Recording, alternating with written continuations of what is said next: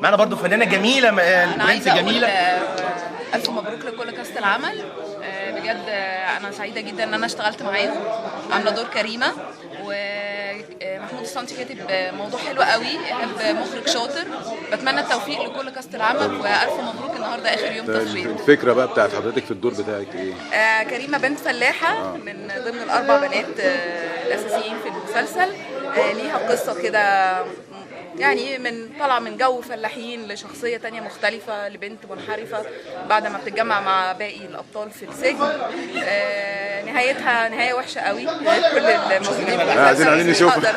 مش هقدر اقول النهايه ايه، قالت خلي بالك. بس خلاص ان شاء الله، يعني باذن الله يعجب الناس، ربنا يكرم الجميع. ان شاء الله والف مبروك.